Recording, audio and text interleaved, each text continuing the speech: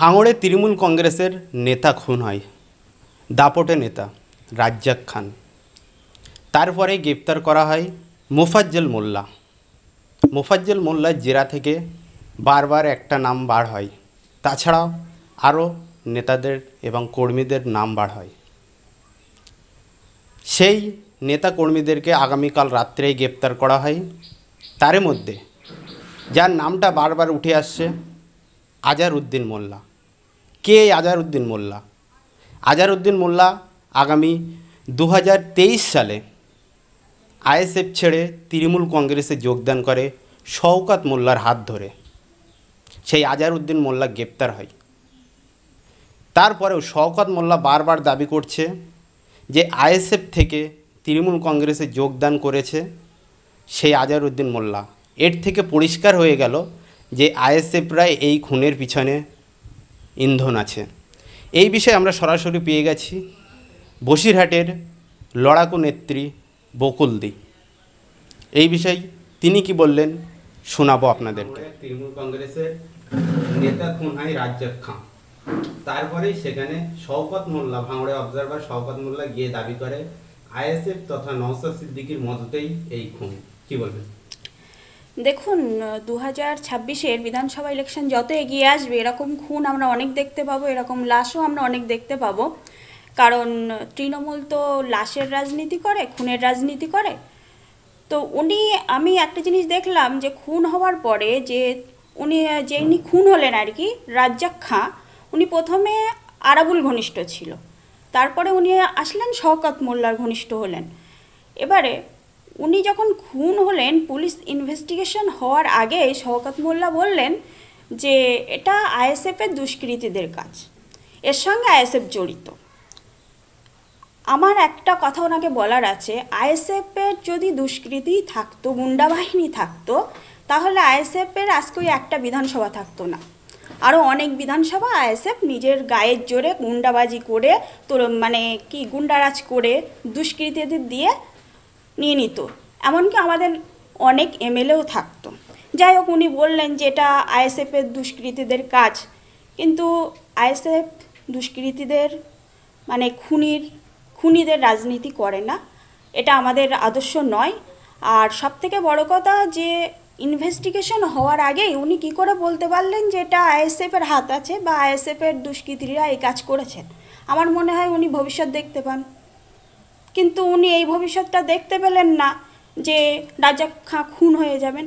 Actually এটা ওদের গোষ্ঠীত কোন্দল এবং ভাগ বাটোয়ারার ব্যাপার থাকতে পারে এর মধ্যে। যে শওকত মোল্লা দেখলেন যে প্রথমেই বলল এটা আইএসএফের দুষ্কৃতীরা করেছে, এটা নওশাদ সিদ্দিকীর উপরে সরাসরি দেগে দেওয়া হলো।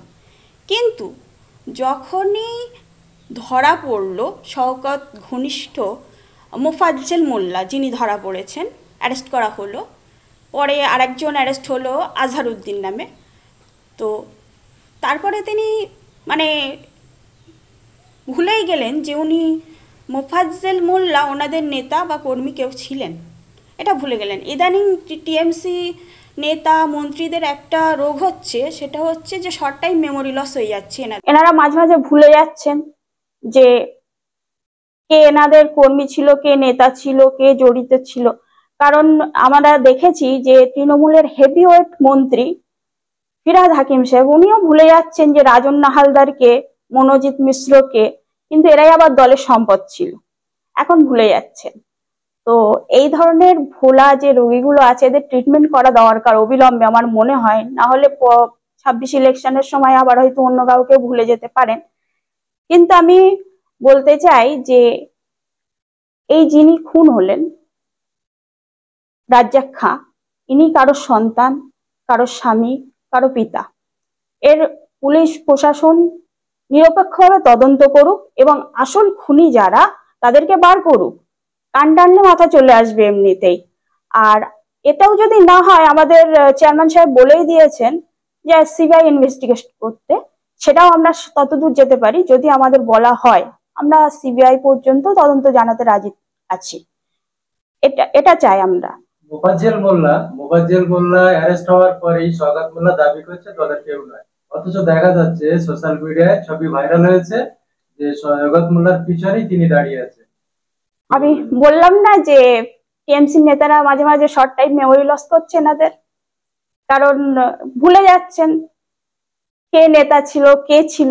কারণ এরা দুঃসময়ে যখন তারা থাকবে, কোনো কুকৃত্যতে যতক্ষণ না ধরা পড়বে, সেই একটা প্রবাদ আছে যে চুরি মহাবিদ্যা যদি না পড়ো ধরা। তো এনাদের কর্মীদের অবস্থাও তাই, যতক্ষণ পর্যন্ত না ধরা পড়ছে ততক্ষণ এরা দলের সম্পদ, যখনই ধরা পড়ছে নেতারা আর চেনে না। আমি একটা কথা বলতে চাই এই টিএমসির মুসলিমদের, যে যারা করছেন এখনো পর্যন্ত, তারা একটু সতর্ক হয়ে যান, কারণ আগামী দিনে এটা আপনার সঙ্গেও হতে পারে। আজকে এই দাদা ওই দিদি দেখবে, কালকে একটা কুকীর্তিতে জড়িয়ে পড়বেন, আপনার পাশে কেউ থাকবে না। মোফাজ্জল মোল্লা গ্রেপ্তার হওয়ার পর তার স্ত্রী দাবি করছে যে সবকিছু দলের ইন্ধনে হয়েছে, দলের লোক জানতো, কিন্তু আমার স্বামীকে শেষ পর্যন্ত ফাঁসানো হয়েছে। দেখুন, এটা তো সম্পূর্ণ তদন্তের বিষয়, আর পুলিশ ইনভেস্টিগেট করুক।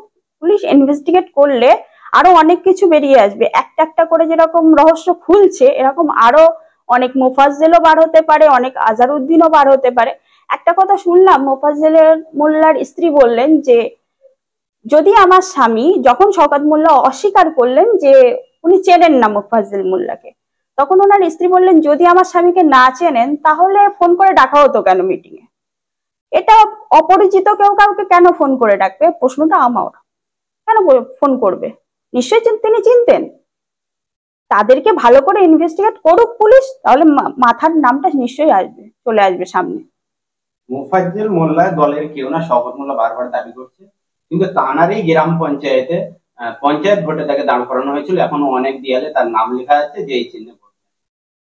ওটা 2023 সালে উনি দাঁড়িয়েছিলেন, লড়েছিলেন, কিন্তু উনি জিততে পারেননি। তো যদি নাই চিনে থাকেন তাহলে কিভাবে সেই দলের ক্যান্ডিডেট হয় আমি জানি না।